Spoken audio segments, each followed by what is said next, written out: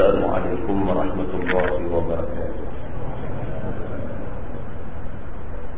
Alhamdulillah wa bihi nasta'in. Asyhadu an la ilaha illallah wahdahu la syarika lah wa asyhadu anna Muhammadan abduhu wa rasuluh. ونصلي ونسلم على هذا النبي الكريم وعلى آله وصحبه أجمعين. أما بعد، أيها المؤمنون اتقوا الله، أوصيكم وإياي بتقوى الله، فقد فاز المتقون. Muslimin dan muslimat, mudah-mudahan dirahmati Allah Subhanahu wa ta'ala. Di dalam sebuah hadis, an Abi Musa radhiyallahu anhu qala, kuntu ma'an Nabi sallallahu alaihi wasallam fi ha'id min hitanil Madinah. فجاء رجل فاستفتح فقال النبي صلى الله عليه وسلم افتح له وبشره بالجنة. ففتحت له فإذا أبو بكر، فبشرته بما قال النبي صلى الله عليه وسلم فحمد الله. ثم جاء رجل فاستفتح فقال النبي صلى الله عليه وسلم افتح له وبشره بالجنة. ففتحت له فإذا هو عمر، فأخبرته بما قال النبي صلى الله عليه وسلم فحمد الله. ثم استفتح رجل فقال لي افتح له وبشره بالجنة على بلوى تصيبه. فإذا عثمان، فأخبرته بما قال رسول الله صلى الله عليه وسلم فحمد الله. ثم قال عثمان الله المستعان، أو كما قال حديث صحيح riwayat Al-Bukhari. Daripada Abi Musa radhiyallahu anhu, kata dia, aku duduk dengan Nabi sallallahu alaihi wasallam di dalam satu kebun daripada kebun-kebun Madinah. Ini satu sahabat nama dia Abu Musa. Dia cerita satu pengalaman dia. Pada satu hari dia duduk dengan Nabi dalam satu pondok, dalam satu kebun. Kata dia, faja'a rajulun fastaftaha. Mai satu laki-laki minta izin supaya pintu pondok itu dibuka, kerana dia nak join sama, nak masuk duduk sama dengan Nabi, dengan Abu Musa yang ada dalam tu. فقال النبي صلى الله عليه وسلم افتح له وبشره بالجنة. Nabi kata dekat Abu Musa, Nabi kata buka pintu, bagi dia masuk, dan bagi tahu dekat dia satu berita baik, dia akan jadi ahli syurga. Nabi tak tahu siapa mai, tapi Allah beritahu dekat Nabi siapa yang mai. Abu Musa yang duduk sama dengan Nabi dalam pondok tu, dia lagi tak tahu siapa orang. Cuma yang dia tahu, Nabi kata dekat dia, ada orang main, orang tu minta masuk, orang tolong buka pintu bagi dia masuk. Habang kat dia satu berita baik, kata dia ahli syurga. Fafatahtu lahu fa-idza Abu Bakr. Abu Musa kata, dan Nabi suruh buka pintu, aku buka. Buka-buka rupanya Abu Bakar As-Siddiq radhiyallahu anhu. Fabashirtuhu bima qala an-nabi sallallahu alaihi wasallam. Fahamidallah. Bila aku buka pintu, tengok Sidina Abu Bakar, aku habaqkan dia. Wahai Abu Bakar, Nabi suruh aku buka pintu ni. Nabi suruh aku beritahu dekat engkau ahli syurga. Fahamidallah. Sidina Abu Bakar As-Siddiq bila dengar macam tu, dia kata alhamdulillah. Oh tuan-tuan, apa nak kata lagi? Kalau kita pun dapat peluang macam yang Sidina Abu Bakar dapat, apa kita nak kata selain daripada alhamdulillah? Nabi endorse, Nabi sahkan, kata kita ahli syurga. Alhamdulillah. Summa jaa rajulun fastaftah. Tak lama lepas tu mai pula satu lelaki lain minta nak masuk macam tu juga. Faqala Nabi sallallahu alaihi wasallam, iftah lahu wa bashirhu bil jannah. Nabi kata dekat Abu Musa, buka. Macam tu juga dekat dia ni pun, bagi tahu dekat dia satu berita baik, dia ahli syurga. Fafatahtu lahu fa idza huwa Umar. Abu Musa kata, aku turut Nabi suruh macam mana aku buat, aku buka pintu, tengok Umar Al-Khattab. Aku kata dekat Umar Al-Khattab, wahai Umar, Nabi SAW suruh aku beritahu, engkau ahli syurga.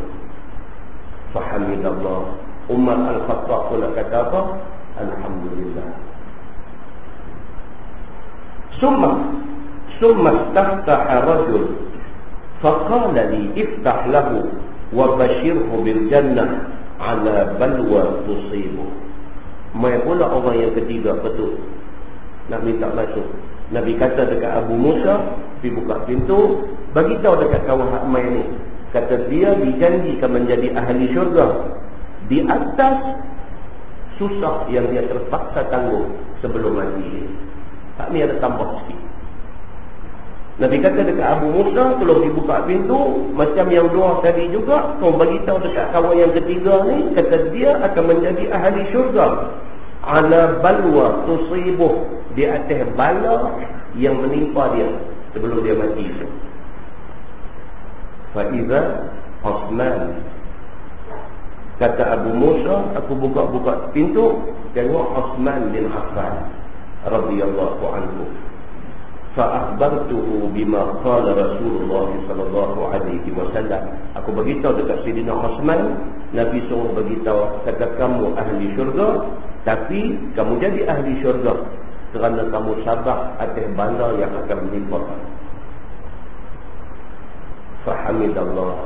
Uthman kata alhamdulillah. Summa qala Uthman, lepas tu Uthman kata Allahul musta'an. Kata Sayyidina Uthman, Allah Subhanahu wa ta'ala lah yang akan menjadi penolong aku ketika aku kena bala yang disebut oleh Nabi sallallahu alaihi wasallam.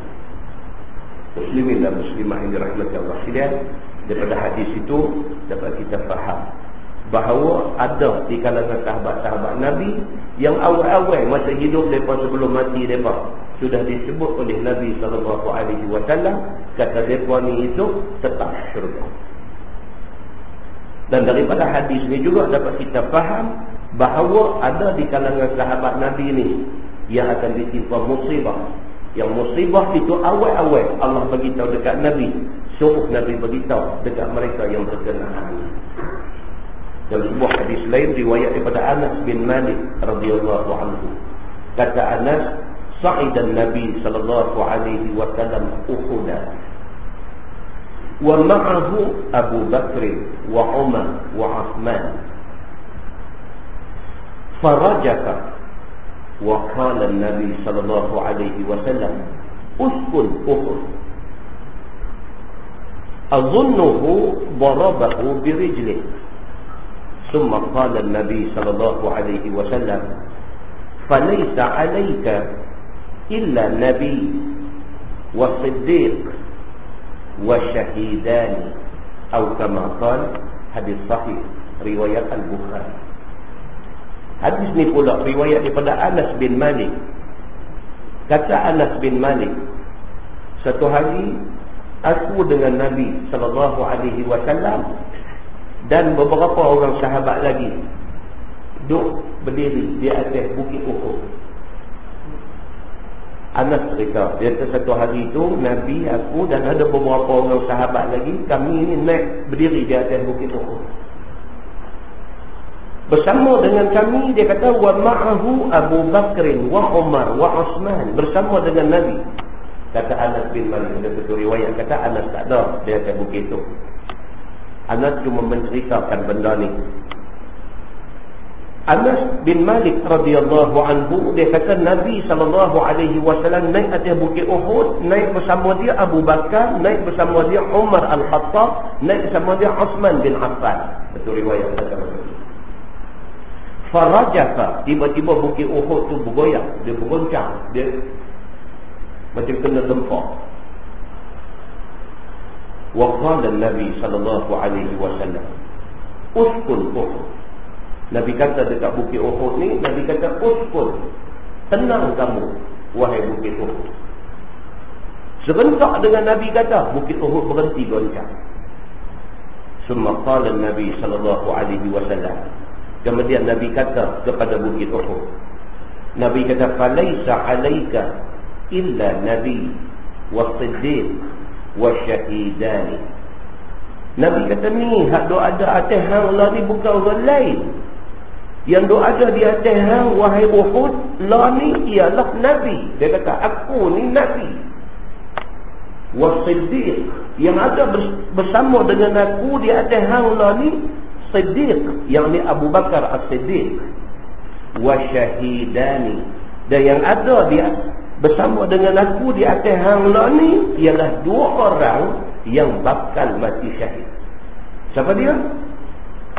Abu Bakar, siapa dia? Umar dan Uthman radhiyallahu anhu. Hadis itu hadis sahih riwayat Al-Bukhari. Daripada hadis ni dapat kita faham bahawa sebelum mati Sayyidina Uthman, sebelum mati Sayyidina Umar, tahu dah kata mereka berdua akan mati syahid. Pasal apa? Pasal Allah beritahu dekat Nabi. Nabi beritahu di depan orang yang akan mati syahid ni. Nabi kata dekat Jabal Uhud yang bergoncang ni, Nabi kata uskun Uhud, tolong diam, tolong tenang wahai Uhud. Jangan duk buat kocak macam ni, jangan duk goyang kami macam ni. Pasal yang duk berdiri di atas hangla ni siapa dia? Nabi. Dia kata aku sendiri Nabi. Yang kedua Siddiq, Sayyidina Abu Bakar As-Siddiq, dan juga syahidani, dua orang yang bakal mati syahid. Ternyata apa yang diucapkan oleh Nabi sallallahu alaihi wasallam jadi kenyataan. Umar Al-Khattab mati kena fitnah waktu nak sembahyang subuh. Ternyata Uthman bin Affan juga mati kena bunuh dengan pemberontak yang tak puas hati dekat dia, yang termakan dengan da'iyah musuh. Dua-dua orang yang disebut oleh Nabi sallallahu alaihi wasallam sebagai syahidani, sebagai dua orang yang mati syahid, ternyata syahid kedua-dua orang itu. Di dalam sebuah hadis lain riwayat daripada Aisyah radhiyallahu anha, hadis-hadis yang saya baca ni lagi dia ada kaitan dengan tajuk kita nak baca. Daripada Aisyah radhiyallahu anha, kata dia qala Nabi sallallahu alaihi wasallam fi maradhi, wadittu anna indi ba'd ashabi qulna ya Rasulullah alla nad'u laka Aba Bakr fasakata qulna alla nad'u laka Umar fasakata. Qulna alla nad'u laka Uthman. Qala Nabi sallallahu alaihi wasallam na'am. Faja'a fakhala bi. Faja'ala Nabi sallallahu alaihi wasallam yukallimuhu wa wajhu Uthman yataghayyar. Qala Qais فحدثني أبو سهلة يعني مولى عثمان أن عثمان قال يوم الدار أن رسول الله صلى الله عليه وسلم عهد إلي عهدا فأنا صائر إليه أو كما قال hadis riwayat Imam Ibnu Majah daripada Aisyah radhiyallahu anha. Aisyah kata benda ni berlaku ketika Nabi gering, ketika Nabi sakit nak wafat. Aisyah isteri Nabi, dan Nabi kebetulan ditakdirkan Allah meninggal di rumah Aisyah. Rumah Aisyah, makam Nabi Lani itu rumah Aisyah. Kembang dengan makam Nabi sebelum pintu keluar ke bakat tu, itu rumah Saudah, isteri Nabi yang seorang lagi nama Saudah. Itu kembang-kembang rumah. Makam Nabi dengan sebelah tu rumah Aisyah dengan rumah Saudah. Aisyah cerita, dia kata ketika Nabi SAW dalam keadaan marah, dalam keadaan sakit nak wafat ni, Nabi kata waditu anna indi ba'da ashabi. Nabi kata aku teringin sangat, aku suka sangat kalaulah boleh beberapa orang sahabat ada bersama dengan aku masa ni. Nabi dan kita lah, kalau kita sakit sampai tak ada siapa main ziarah kita, berasa juga sampai tak ada siapa main tengok aku sakit. Nabi SAW pun ada perasaan tu, pasal Nabi pun manusia. Nabi kata ketika dia tengah sakit tu, dia kata waditu ni maksudnya aku training kan, aku kalau boleh dia kata dalam waktu sakit macam ni, anna indi ba'da ashabi, adalah beberapa orang sahabat tu ada dekat aku. Bukan apa seronok kita sakit, kita tengok ada orang main tengok kita, rasa seronok. Qulna, bila Nabi kata begitu, isteri-isteri Nabi ada sama-sama ni kata dekat Nabi, ya Rasulullah, alla nad'u laka Abu Bakar. Isteri-isteri Nabi ni kata, ya Rasulullah, nakkah kami nak panggil Abu Bakar mai? Tahu tak? Dalam ramai-ramai ni Abu Bakar nombor satu. Terus dia bertanya, isteri-isteri tanya Nabi, isteri Nabi ni tanya Nabi, ya Rasulullah, nak kami panggil Abu Bakar mai ke? Fasakata. Nabi tengah tak kata apa. Dia tak kata panggil, dia tak kata tak payah, dia tak kata apa. Fasakata. Nabi diam. Isteri Nabi kata lagi, alla nad'u laka Umar. Ya Rasulullah, nak kami panggil Umar Al-Khattab mai ke? Fasakata. Nabi senyap, tak kata apa. Qulna alla nad'u laka Uthman.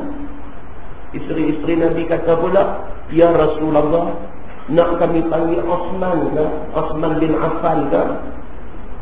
Qala na'am. Nabi kata panggil dia mai. Macam orang sakit, macam orang sakit. Tapi duduk dekat dia, tengok dia, tanya ayah nak minum air kan? Nak. Awak ayah nak buang air kan? Nak. Tanya dia, ayah nak aiskrim kan? Rupanya nak aiskrim. Orang sakit, dia nak cakap banyak tak? Tunggu orang cakap kena, dia angguk. Nabi SAW menjelang sakit wafat dia, isteri-isteri, bila Nabi sebut, Nabi kata, kalaulah ada sahabat-sahabat aku 2-3 orang sini seronok aku. Isteri-isteri tanya, nak panggil Abu Bakar ke? Nabi sengak. Nak panggil Umar ke? Nabi sengak. Nak panggil Uthman ke? Naam, Nabi kata, panggil Osman. Faja'a, bila panggil Osman, umay cepat-cepat. Nabi panggil ni, mai cepat-cepat. Fakhalabit, kata Aisyah, maka kami tinggalkan Osman dengan Nabi bersendirian. Mungkin ada satu benda apa Nabi nak habaq ke dia seorang. Mungkin ada satu rahsia yang Nabi tak mahu orang lain dengar. Oleh kerana Nabi request, Nabi minta, Nabi mau Osman, understood, fahamlah. Isteri-isteri ni semua mereka pijau bagi Nabi bersendirian sama dengan Osman bin Affan radhiyallahu anhu. Faja'ala Nabi sallallahu alaihi wasallam yukallimu. Nabi pun bila dah tak ada siapa, tinggal dia dengan Sayyidina Osman, dia bercakap sesuatu. Yang orang tak tahu apa benda yang dia duk bisik cakap dengan Osman ni. Cuma kata Aisyah, daripada jauh kami duk tengok, wa wajhu Osman yataghayyar. Bila habis duk bercakap dengan Nabi, nampak berubah muka Sayyidina Osman. Nampak yataghayyar, nampak berubah. Macam mana tak tahu, nampak pucat ke, nampak merah ke, nampak di mana tak tahu, tapi muka dia berubah. Macam tu. Qala Qais fahaddathani Abu Sahlah, yakni Maula Osman. Kemudiannya baru tahu cerita apa yang Nabi bisik dekat Osman sebelum Nabi wafat ni. Itu pun diceritakan oleh siapa? Oleh Abu Sahlah. Abu Sahlah ni siapa? Dia ni Maula Osman. Dia hamba Sayyidina Osman yang dimerdekakan. Dia ni cerita balik selepas pada tu. Apa dia? Dia kata anna Osman qala yaumad dar. Dia kata pada hari Sayyidina Osman dikepung oleh pemberontak yang nak bunuh dia ni. Ketika Sayyidina Osman duduk di rumah dia pada hari itu, pemberontak mai keliling rumah ni. Dia nak bunuh Osman. Osman naik ke atas rumah, buka tingkap, jenguk kepala keluar. Dia kata dekat orang hak mai kepung rumah dia nak bunuh dia ni, hampa nak bunuh aku pasal apa? Apa salah aku buat dekat hampa? Aku pernah ke berzina dalam hidup aku sehingga kan hampa nak rejam aku sampai mati? Pernahkah aku bunuh orang dalam hidup aku? Hari ni hampa nak mai tuntut nak bunuh aku balik? Pernahkah aku buat satu benda yang membolehkan hampa bunuh aku? Duk cakap di tingkap rumah dia. Dia pun tak peduli. Dia pun naik atas sutuh, atas bumbung rumah sebelah. Dia pun loncat masuk dalam rumah dia. Dia pun petang dia. Mati Osman bin Affan ni. Sebelum dia mati tu, hamba merdeka dia, Abu Sahlah ni kata. Dia kata anak Osman qala yaumad dar. Pada hari Osman nak mati dibunuh di rumah dia tu, Osman kata apa? Osman kata anna Rasulullah sallallahu alaihi wasallam ahida ilayya ahdan fa ana ghafirun ilayhi. Sebelum dia kena bunuh mati tu, Sayyidina Osman kata sesungguhnya sebelum Nabi wafat, Nabi janji dengan aku satu benda, dan sekarang aku sedang menuju ke arah janji Nabi.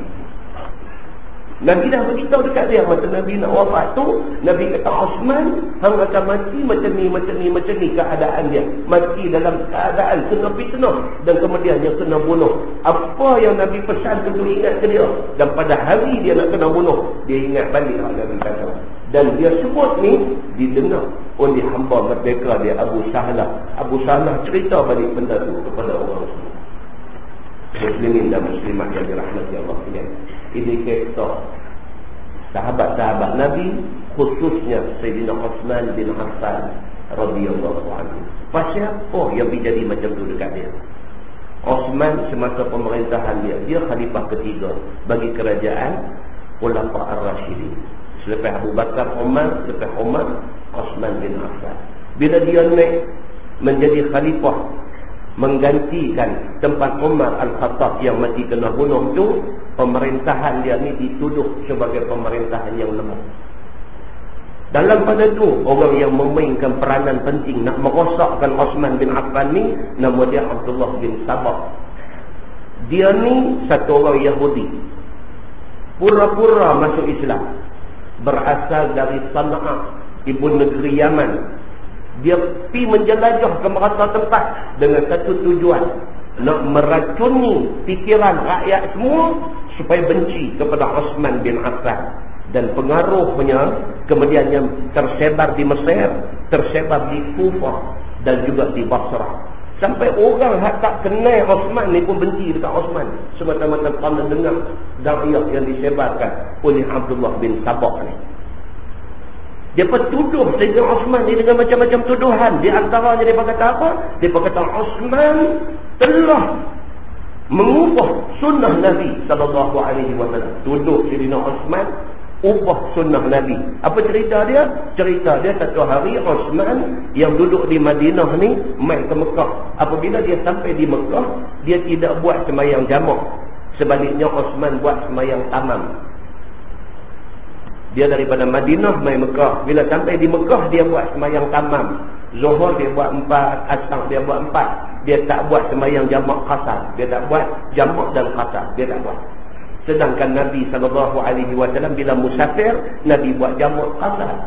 Dia tak buat jamak qasar, dia buat sembahyang tamam. Dia tuduh dia. Dia kata dia ni tak layak menjadi khalifah yang ketiga, menggantikan Umar. Pasal apa? Pasal dia tak ikut sunnah Nabi. Tuduhan yang mereka bagi dekat Sayyidina Osman bin Affan. Benda tu aja jadi satu modal untuk nak hantam Osman bin Affan.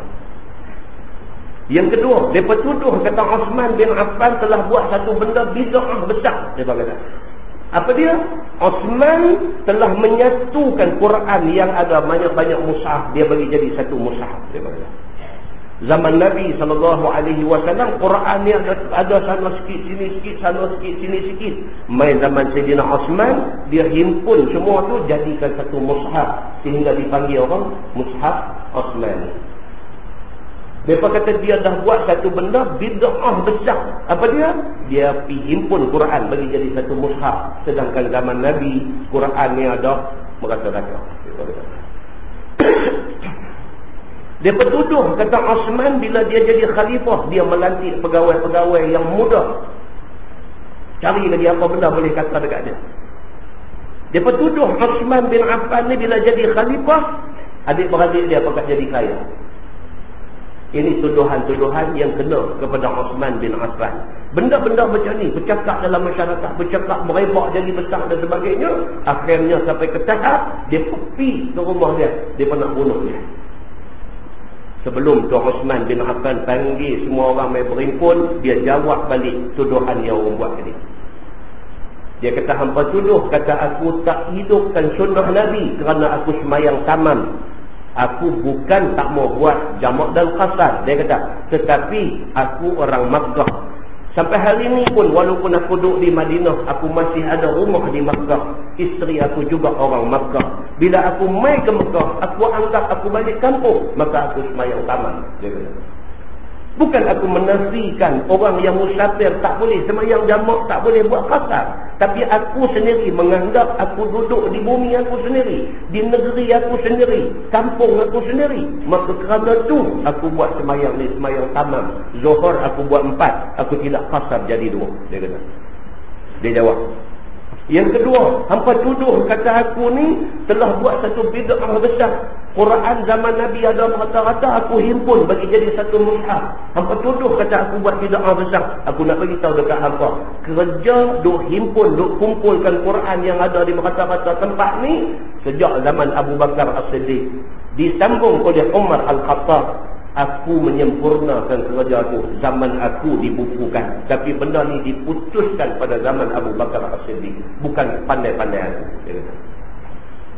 Hampa tuduh kata aku lantik pegawai-pegawai muda. Pegawai muda ni bukan sahaja dilantik oleh Abu Bakar dulu, bukan sahaja dilantik oleh Umar dulu, bahkan Nabi SAW pernah melantik Usamah bin Zaid, anak angkat dia. Cukup muda Usamah ni. Sebab apa? Sebab pak dia Zaid bin Harithah pun anak angkat Nabi. Dia ni jatuh cucu dengan Nabi. Pun Nabi pernah lantik Usamah bin Zaid untuk mengepalai satu pasukan perang. Aku tidak buat benda salah, aku melantik orang muda. Apatah lagi pegawai muda yang aku lantik bukan kerana umur yang aku tengok, tetapi kerana kebolehan yang ada pada mereka. Hampa tuduh kata bila aku jadi khalifah, adik-beradik aku jadi kaya. Dia kata aku nak bagi tahu dekat hampa, semasa hari pertama aku dilantik menjadi khalifah, akulah orang Arab yang paling kaya, yang mempunyai unta dan kambing paling banyak di Madinah. Dan adik-beradik aku yang jadi kaya, bukan aku ambil duit rakyat satu pun, sebaliknya duit aku yang aku bagi dekat mereka. Ternyata tuduhan hampa ni fitnah semata-mata. Bila dia panggil orang, dia jawab macam tu, tak ada siapa berani nak jawab balik dekat dia. Tapi belakang hantar dia balik. Allah, dah dia balik, dia nak betul dia lah. Maka akhirnya apa jadi? Osman bin Affan mati kena bunuh. Tak lagi tajuk kita nak baca tak lagi, dia ada kaitan sambungan daripada mukadimah yang kita baca ni. Muslimin dan muslimah yang dirahmati Allah sekalian, kita menggunakan Bahrul Madi jilid 15. Bahrul Madi jilid 15. Kita masuk tajuk yang mula ni, bab ma jaa fi khuruji Ya'juj wa Ma'juj. Yang ni dulu. Sekali lagi boleh sambung cerita tadi. Bab ma jaa fi khuruj Ya'juj wa Ma'juj, iaitu bab yang datang pada menyatakan hadis yang membicarakan keluarnya Ya'juj dan Ma'juj. Nak cerita kata dia antara tanda besar nak jadi kiamat, akan keluar makhluk yang bernama Ya'juj dan satu lagi makhluk nama dia Ma'juj. Dia kata, ketahuilah saudaraku, adalah Ya'juj dan Ma'juj itu adalah dua kaum daripada jenis manusia juga.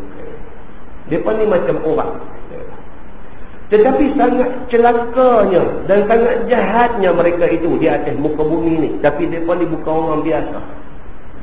Mereka ni jahat punya makhluk, jahat punya punya orang.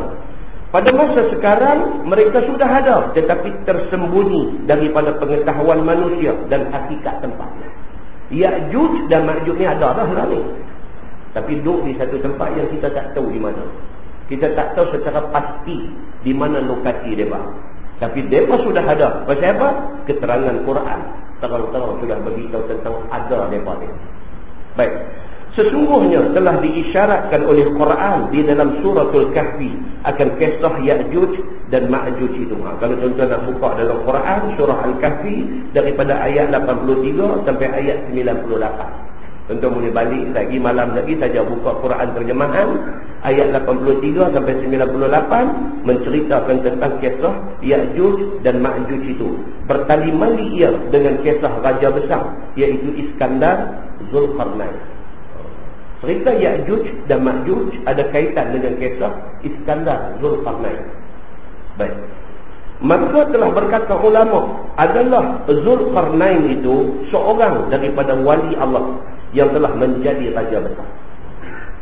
Ini satu pandangan mengatakan yang kata Iskandar Zulkarnain itu dia ni satu panglima besar dan dia adalah wali Allah.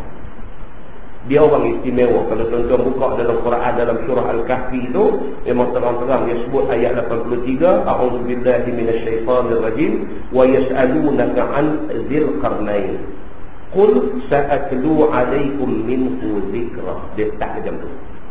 Apa dia? Maksudnya mereka tanya kamu wahai Muhammad tentang Zulkarnain ini. Kata dekat mereka, aku akan ceritakan kepada kamu cerita tentangnya. Sahabat pernah tanya Nabi, ya Rasulullah, betul ke ada satu nama Iskandar Zulkarnain satu masa dulu semua? Oh, Nabi kata, hampa pun dengar juga cerita ni? Tak apa. Nabi kata, aku akan cerita dekat hampa. Allah turunkan ayat Quran cerita tentang Zulkarnain ini. Tuan-tuan boleh balik baca sendiri benda ni di dalam Al-Quran. Maka telah berkata ulama, adalah Zulkarnain itu satu orang daripada wali Allah dan dia menjadi raja besar. Sebagaimana Nabi Allah Sulaiman alaihi salam seorang nabi dan dia juga raja besar dalam dunia. Macam mana Nabi Sulaiman? Nabi. Dalam pada dia nabi, dia juga raja. Raja dalam maksud kata bukan memerintah manusia sahaja. Bahkan Allah bagi kelebihan dekat Nabi Sulaiman alaihi salam. Habis semua, sampai angin, sampai semut, sampai menatang, sampai apa semua, dia faham bahasa mereka, dia faham bahasa dia, telinga dia boleh dengar cakap mereka dan sebagainya. Demikian keistimewaan Allah bagi dekat Nabi Allah Sulaiman alaihi salam, dan cerita ini sabit secara qat'i di dalam ayat-ayat Al-Quran. Begitu.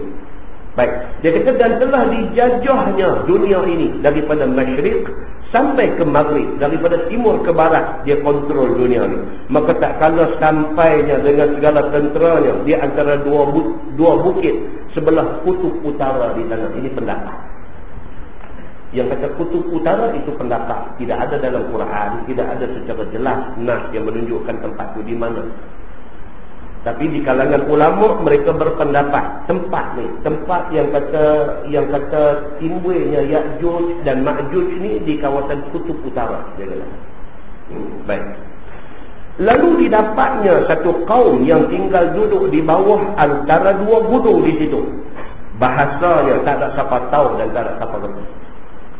Ada satu kaum duduk di tempat tu, ni cerita dulu. Ada satu kaum duduk di tempat tu, cakap ni tak tahu bahasa apa. Nak kata bahasa Tamil ada orang reti, nak kata bahasa Cina ada orang reti, nak kata bahasa orang putih lagi ramai orang reti, nak kata bahasa Jepun pun ada orang reti. Jepun ini tak tahu bahasa apa dia pun cakap. Melainkan Raja Iskandar seorang sahaja faham bahasa dia faham. Nampak macam Nabi Sulaiman dulu, bahasa burung gagak dia faham. Kita tak faham kan? Kita ni habis apa? Burung apa? Burung murai. Burung apa? Burung murai. Burung, kita tak tahu murai tu cakap apa. Kita tahu itu bunyi burung murai. Yang tu saja. Kan? Baik, dia kata macam mana yang Zulkarnain boleh faham bahasa puak yang orang lain tak faham ni? Dia kata kerana ilham daripada Allah Subhanahu wa taala. Tuhan bagi ke dia, dia boleh faham. Maka telah berkata mereka itu kepada Zulkarnain, ya Zulkarnain, adalah di belakang gunung itu ada satu kaum, nama kaum itu Ya'juj, dan satu kaum lagi nama dia Ma'juj. Ni kumpulan yang cakap bahasa tak faham ni. Bila mereka nampak Zulkarnain main dekat mereka mengadu dekat dia. Mereka kata ni nak bagi tahu dekat tuan. Dia kata tu antara celah bukit tu ada dua kaum. Satu kaum nama Ya'juj, satu kaum nama Ma'juj. Dia kata mereka ni satu kumpulan makhluk yang cukup berbahaya. Kaum ni mengadu kepada Iskandar Zulkarnain. Maka sehabis-habis celaka mereka itu di atas muka bumi ini. Oh, jahat ni. Ya'juj, Ma'juj ni cukup jahat. Kaum ni mengadu kepada Zulkarnain. Apabila mereka itu keluar kepada kami di sini, tentu habis kami kena rampas, kena sambun harta kami. Maka amatlah azabnya kami hidup dengan sebab jahat mereka itu. Oh, puak ni kenal dah Ya'juj Ma'juj ni. Mereka kata mereka ni pernah mai dekat kami. Bila mereka mai, mereka sambun habis harta benda kami. Mereka buat rosak habis kehidupan kami semua. Ni kau Ya'juj dan Ma'juj ni. Sekiranya bolehlah engkau wahai Zulkarnain menyimpangkan kami daripada celaka dan jahat mereka itu, boleh kami upah akan engkau dengan harta. Ini semua daripada Quran. Dia ambil balik daripada ayat Quran. Quran cerita macam ni, tapi dia cerita macam ni. Kaum ni kata dekat Iskandar Zulkarnain, dia kata tolong kami dah. Kalau kerana nak tolong kami tu, nak kena kami bayar duit pun kami akan bayar. Tolong jaga jangan bagi puak tu mai kat kami. Kalau dia pamai, rosak habis. Sampai macam tu. Maka iaitu buatkan kami satu sekatan dan satu adangan yang kuat pada jalan antara dua bukit tempat mereka itu boleh sampai ke tempat kami. Tolong saya pergi buat satu benda blok mereka, jangan bagi mereka main kat kami. Nak buat tembok ke, nak buat satu apa dinding ke, nak buat apa, jangan bagi mereka main kat kami. Yang tu saja kami minta tolong. Pasal dia satu raja besar dengan tentera yang ramai, dengan kekuatan yang luar biasa yang ada dekat dia. Maka mereka nampak dialah orang yang boleh tolong mereka selamat daripada Ya'juj dan Ma'juj ini. Sekiranya adalah dapat engkau buat seperti mana kehendak kami, terpeliharalah kami daripada mereka itu. Kerana tiada mereka itu dapat keluar kepada kami. Dia berkata kalau hang boleh tolong wahai Zulkarnain, syukur banyak-banyak kami selamat daripada mereka ni. Kerana tiada jalan lain daripada celah bukit ini. Pasal apa? Jalan keluar mereka ni satu tu saja. Kalau boleh tutup jalan tu, selamat kami. Begitu cerita dia. Kerana negerinya semuanya dikelilingi oleh gunung-gunung yang amat tinggi, maka tiadalah terdongak dan ternaik oleh mereka itu dengan apa jalan dan dengan apa helok sekalipun. Kalau mereka nak naik gunung ada-ada, mereka takkan boleh naik. Lorong antara dua bukit tu saja jalan mereka keluar, mereka buat kacau. Kalau boleh disekat jalan tu, kami terima kasih banyak-banyak. Hang mau upah berapa abang kami bayar. Tolong halang Ya'juj Ma'juj bagi mai daripada mai kat kami. Apabila didengar oleh Iskandar Zulkarnain akan perkataan mereka yang demikian itu, lalu jawab dia, kata dia adalah, aku mau memperbuat sekalian kamu akan sekatan dan empang besar itu dengan tiada upah apa-apa daripada kamu. Oh, dia gentleman. Dia kata apa? Tak apa. Bab tolong, insya-Allah aku boleh tolong. Upah-upah semua aku tak mau. Aku kaya. Aku boleh tolong. Dia kata, cuma bahkan sediakan oleh sekalian kamu alat perkakas dan apa-apa yang dikehendaki bagi nak membuat, yakni daripada batu besar dan besi yang banyak dan tembaga dan kayu. Kemudian daripada habis katanya demikian itu, maka orang-orang itu pun bersedia. Dia kata, yang aku maulah ni barang-barang yang kita nak guna untuk nak buat sekatan ni. Pasal apa? Pasal besi mahal lah ni. Zaman tu pun mahal lah. Jadi dia kata, upah tak payah, cuma barang keperluan hampa bagi mai. Yang tu ya. Itu tak ada masalah. Itu aku boleh buat. Tapi barang pun nak tahu aku sponsor tak boleh tahan lah. Dia kata, barang hampa bawa mai. Besi, tembaga, kayu, batu-batu besar, apa semua hampa angkut mai. Aku tahu macam mana nak buat empang, nak tahan daripada mai kat tempat hampa ni.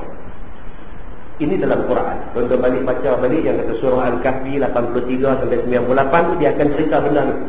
Ini maksud daripada ayat Quran. Di dalam pada itu, pergilah pula Iskandar Zulkarnain masuk di dalam kaum Ya'juj dan Ma'juj. Sementara mereka ni duk siap apa perkakas dia mau ni, besi, batu, tembaga semua ni. Sementara mereka ni duk siap, dia pergi masuk tempat Ya'juj dan Ma'juj yang kata Iskandar Zulkarnain ni. Orang semua takut dengan Ya'juj dan Ma'juj, dia pergi masuk seorang. Dia pergi masuk tempat Ya'juj dan Ma'juj ni. Tiba-tiba didapatinya bermacam-macam rupa mereka itu. Setengahnya besar gadang, setengahnya telinga boleh dibuat hamparan dan selimut. Yang ni tak ada dalam Quran. Yang ni tak ada dalam Quran. Yang ni tak tahu mana dia ni. Tapi riwayat tentang Ya'juj dan Ma'juj ni berbagai-bagai jalan dia main. Ada yang sahih, ada yang tidak sahih. Hari ni dia duduk main cerita. Dia kata bila Zulkarnain masuk pergi tempat Ya'juj dan Ma'juj celah bukit ni, dia masuk nak pergi tengok ni yang kata hampa ni ganas sangat ni macam mana. Dia masuk pergi tengok tu dia badan besar gadah. Duk tak buat kerja apa, duk makan spinach, duk penat body saja pun ada. Duduk saja-saja, duk lambung batu besar, duk tanggung atas kepala jatuh balik pun ada. Dia pergi tengok, oi kacang sungguh buat ni. Dia pergi tengok ada yang telinga tu boleh turun pergi jadi kapten. Apa orang duduk pun ada. Kunun cerita dia macam tu. Dalam Quran tak ada ini. Baik. Dan sangat banyak mereka itu. Tengok merenyut. Yang kata Ya'juj dan Ma'juj ni punya ramai mereka ni. Ini cerita ni. Maka dia tak terkirakan banyak mereka itu.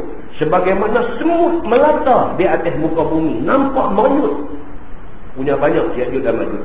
Maka kemudian daripada keluar Zulkarnain daripada kaum Ya'juj dan Ma'juj itu, maka dia pun mulalah tampil membuat dan membangunkan sekatan itu, yakni di tempat antara dua bukit yang jadi jalan keluar kepada Ya'juj dan Ma'juj itu. Lepas dia masuk tengok, dia keluar main, dia kata betul lah, memang mereka ni patut kita blok, jangan bagi mereka blok kata orang. Jadi tengok dulu, nak bagi puas hati. Masuk tengok misal lah tu, lepas lantai bodoh ada. Dia kata puak ni patut mau blok dia bagi duduk kami. Dia bagi blok buat kacau lah puak ni. Dapat motor kat dia angkat tayar dia kacau dia orang kampung ni. Puak ni Ya'juj Ma'juj ni. Maka digalinya asasnya, maka didalamkan sampai ke air tu. Tempat dia nak berdiri buat bentiang, nak buat dinding, nak buat sempadan, nak buat blok, tak bagi Ya'juj Ma'juj keluar ni. Ini engineering zaman tu. Dia correct foundation. Dia tak kira letak batu atok-atok begitu saja. Dia korek dulu tu sampai jumpa air. Mana kata korek, buat foundation yang dalam.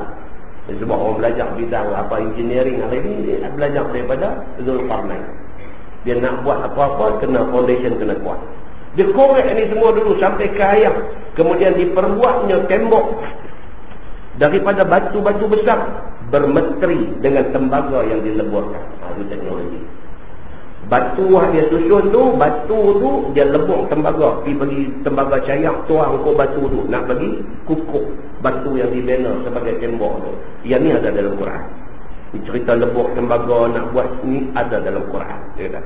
Dan jadi kaki sekatan itu sampai ke atas, diperbuatnya daripada besi. Tembok tu daripada besi, daripada foundation bawah sampai ke puncak gunung atas tu, punya tingginya buat daripada besi. Di mana tempatnya?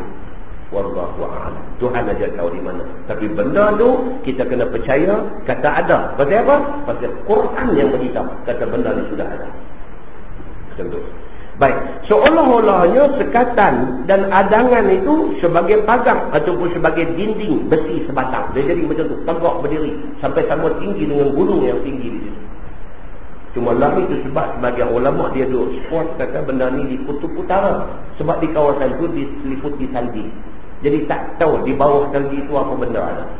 Tonton tengok yang Allah Ta'ala buat kepada sistem dalam alam kita lah, dengan fenomena air cair di kutub utara dan kutub selatan. Ni hatu jadi kalau kabut tu tak ada ribut sana tu, tak ada air naik. Ini semua ada kaitan dengan kutub utara punya hal. Hari ini dia menjadi satu fenomena. Dia panggil fenomena pemanasan apa dia panggil? Air ketui di kutub utara yang zaman berzaman tak pernah cair tu, lah ni cair. Cair lah ni. Bila dia cair, air laut jadi naik. Air ketui cair. Kalau lagu kita tu beli air nyok makan lagu tu lah. Kita pun air ketui tu cair lagi. Dia tumpah lah air nyok tu. Simple contoh, air nyok saja. Tapi kutub utara ni bila air ketui banyak-banyak tu cair, air laut paras, air laut naik. Bila paras air laut naik, dia jadi macam-macam fenomena hadu jadi hari ni. Dia ubah habis apa hadu jadi dalam alam ni. Anda tengok, siapa buat alam ni? Allah, Tuhan Rabbul Alamin. Dia yang buat.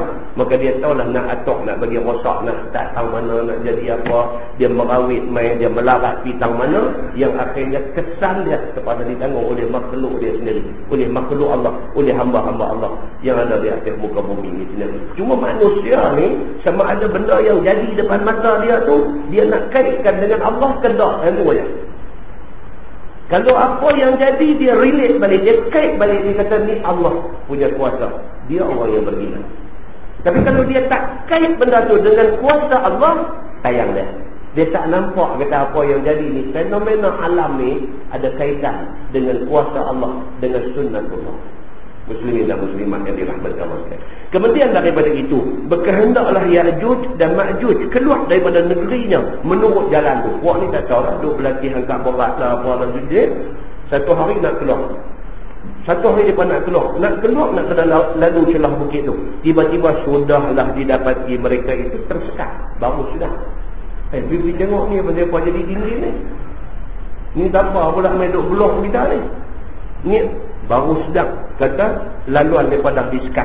Tetapi tiada berhenti mereka itu daripada menggalinya tiap-tiap hari. Bila mereka jumpa dinding, dia kata memang tak silap dah, memang ni jalan kita duk keluar selalu ni, macam mana pergi jadi dinding besi macam ni.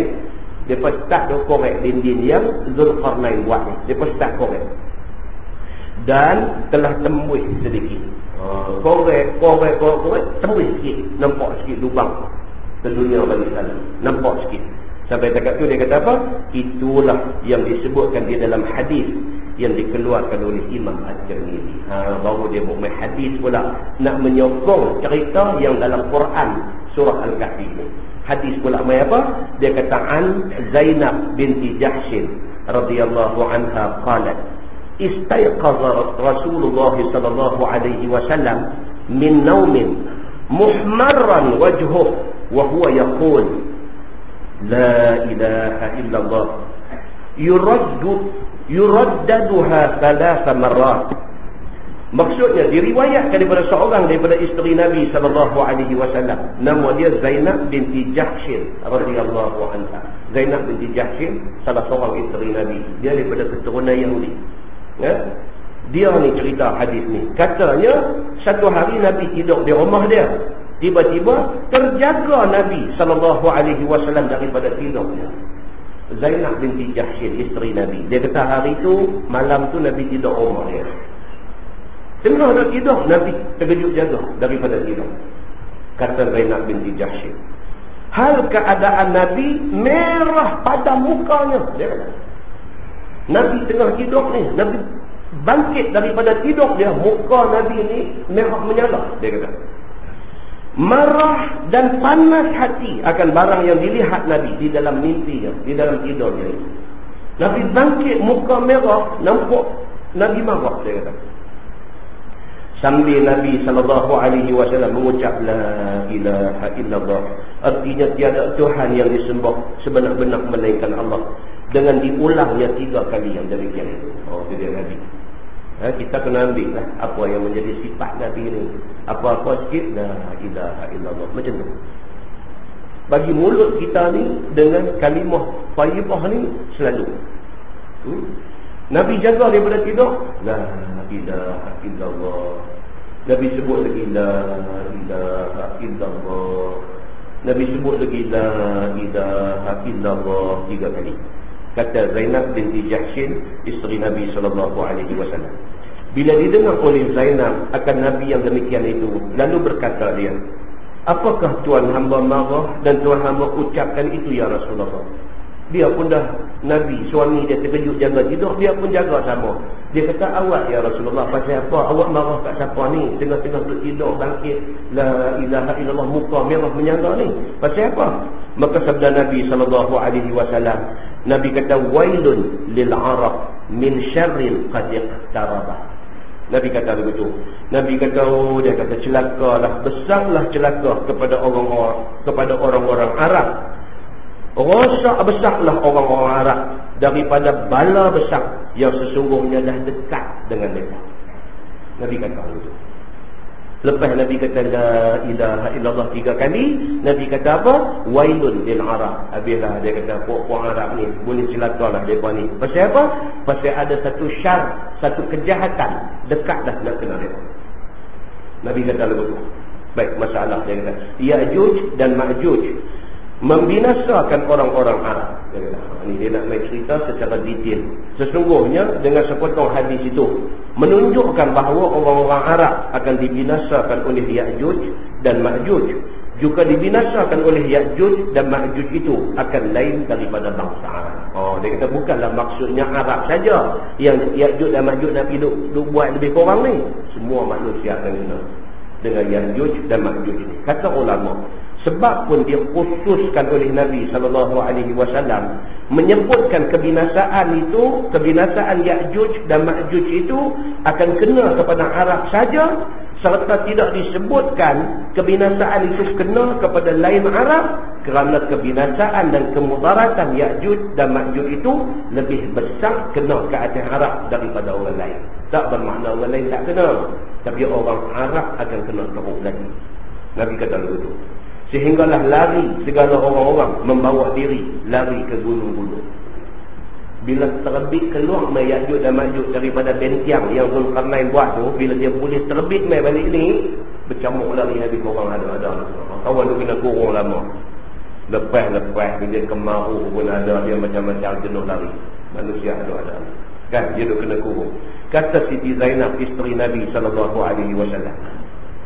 apakah bala besar yang mau datang kena kepada orang Arab itu? Sabda Nabi SAW, futihal yawm min radmi Ya'juj wa Ma'juj mithlu hadhihi wa aqada 10. Baik, kata dia telah terbuka, ni Nabi kata, telah terbuka dan telah tembus pada hari ini sedikit daripada empang dan sekatan Ya'juj dan Ma'juj itu yang diperbuat oleh Zulkarnain itu besar ni. Nabi kata, Nabi tunjuk dekat Zainab isteri dia. Dan ditunjuknya Nabi SAW dengan tangannya rupa bulat seperti sifar, iaitu ditemukan ujung ibu jari dengan ujung jari telunjuknya. Nabi tunjuk dekat isteri dia Zainab, Nabi buat macam ni. Maksud dia apa?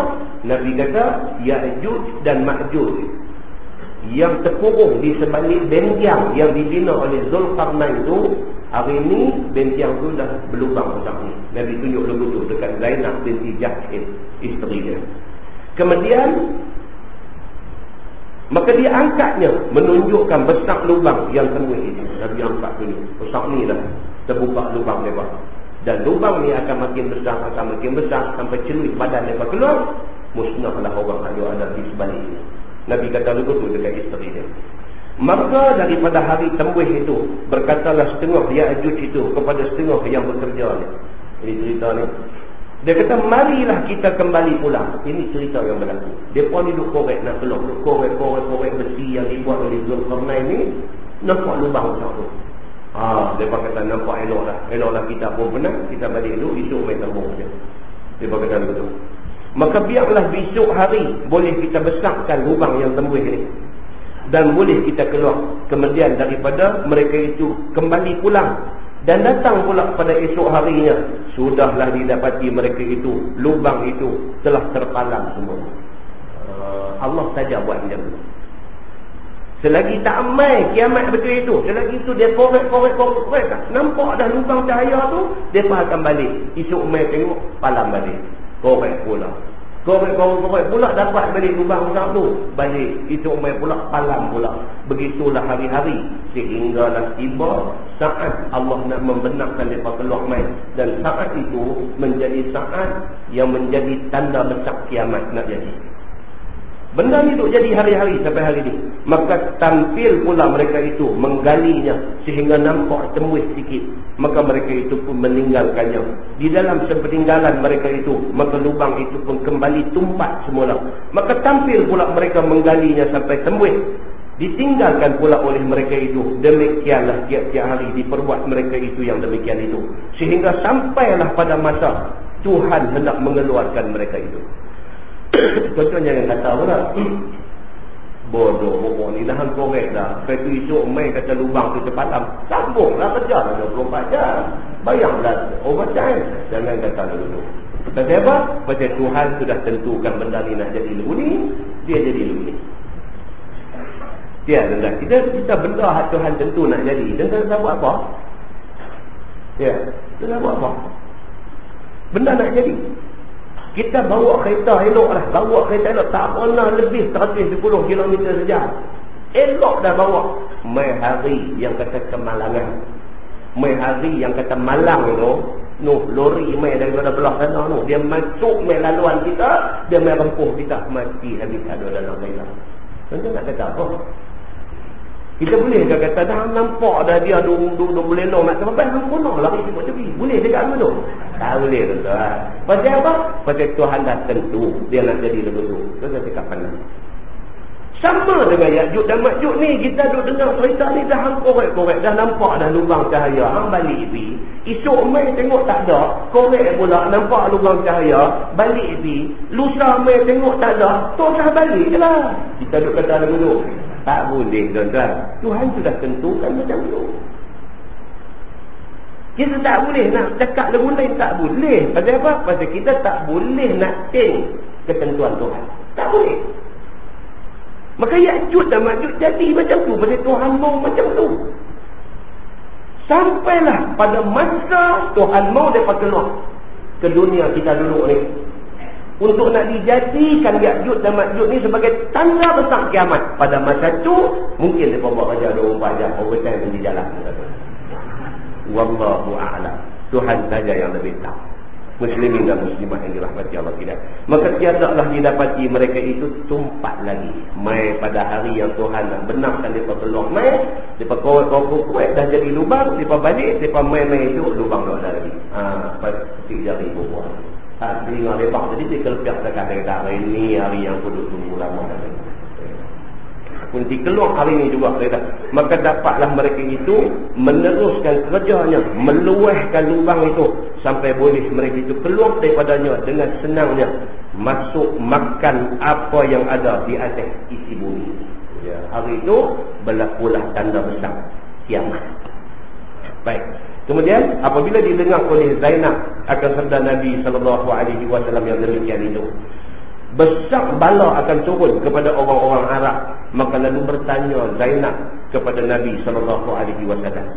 Qalat Zainab, qultu ya Rasulullah, afanahliku wa fina as-salihun? Kata Zainab isteri Nabi ini, ya Rasulullah, adakah kami akan binasa Padahal di dalam masyarakat kami ni ada banyak lagi orang-orang saleh yang minta doa kepada Allah Subhanahu wa taala, minta dijauhkan kami daripada segala bala. Maka tidakkah Tuhan kabulkan doa orang-orang yang saleh ini?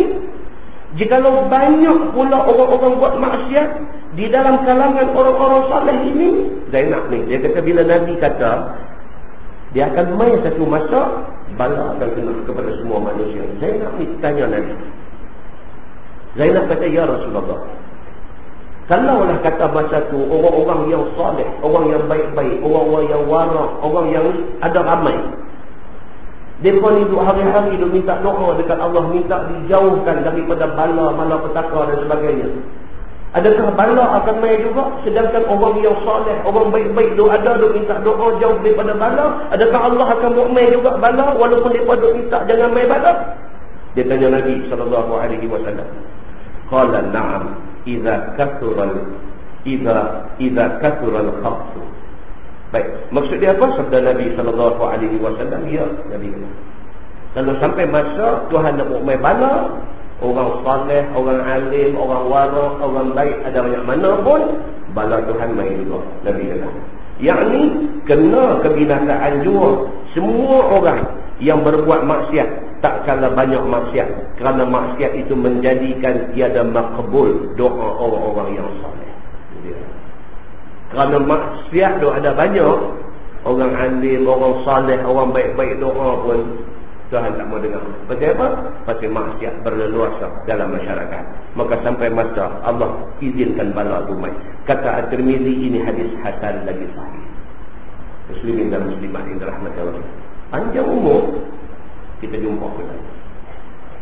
Panjang umur kita akan jumpa benar yang kata Ya'juj dan Ma'juj ini. Nak percaya, tak mau percaya, nak ambil buat kajian saintifik dulu baru nak percaya, apa itu kita punya hal. Allah punya hal apa dia? Dia janji, dia akan kotakan janji dia. Macam tu. Baik, tajuk baru bab ma jaa fil mariqah. Itu bab yang datang pada membicarakan hadis sifat orang yang keluar daripada agama. Ini cerita di antara kekacauan menjelang akhir zaman ni apa dia? Orang Islam tak merasa Islam tu satu benda yang berharga untuk dia. Sehingga ke hari ni dia nak jadi Islam, esok dia nak murtad, dia buat suka hati dia. Sehingga ke pagi dia jadi orang Islam, petang dia jadi orang macam tak ada agama, macam bukan orang Islam. Itu akan jadi menjelang kiamat. Dia akan jadi, benda-benda macam ni akan jadi. Hari ni pun kita duduk tengok macam-macam kecelaru ni macam-macam. Kalau di Indonesia ni lama dah. Kalau di Indonesia dah lama dah. Mereka izin kahwin campur. Mereka izin bagi kahwin campur hak laki-laki Muslim, orang Islam dikahwin dengan perempuan Kristian. Anak-anak ikut suka, nak ikut mak, nak ikut pak ikut suka. Ramai kawan-kawan pakai forward email mereka, dia nak tunjuk kubur di Indonesia, kubur. Mereka hari ni sampai satu tahap, satu kawasan kubur tu pun tanam campur-campur. Hak dia ni Kristian pun pergi tanam tempat tu, tak cuma bubuh keras tu atas kubur dia. Sebelah kubur dia, kubur bini dia. Tanam cara Islam, kubur lagu Islam. Bila sampai jadi lagu tu, nak panggil apa ni? Nak panggil rojak ke? Nak panggil pasemur ke? Nak panggil apa? Tak tahu dah Islam ni. Dia nak jadi macam tu.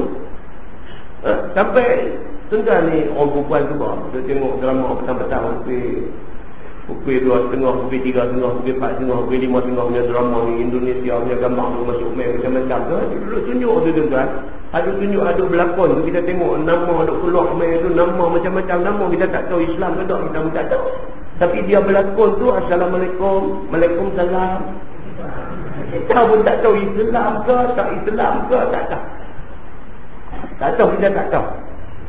Tu ada berlakon tu apa ke nama, Jamal Mirdad apa tu. Bini dia Jamal Mirdad ni Islam, dia Muslim. Isteri dia apa Kandau apa nama ni. Tu anak dia, ada orang ada berlakon gambar petang-petang tu anak dia pun. Anak dia pun tak tahu pula tu gambar apa pun tak tahu. Tapi dalam berlakon ni, Assalamualaikum Pak, Waalaikumsalam, Alhamdulillah. Dan dia pun biasa macam tu. Alhamdulillah, Alhamdulillah. Kita tengok Kristian. Sebab istilah-istilah itu bagi mereka adalah macam kita ucap selamat pagi. Macam tu aja. Jadi siapa agama apa pun boleh sebut apa saja. Bagi mereka itu ucapan biasa yang tidak menunjukkan agama dan identiti dia. Dia dah jadi macam tu. Ini tajuk yang kita nak baca. Dia nak beritahu apa? Fil mariqah. Dia kata cerita menjelang akhir zaman ni, keluar agama ni. Kita baca kepada anak kita. Kita ambillah saudaraku. Adalah makna dan maksud keluar daripada agama di sini, yakni keluar daripada melazimkan diri berjalan sebagai kehendak agama.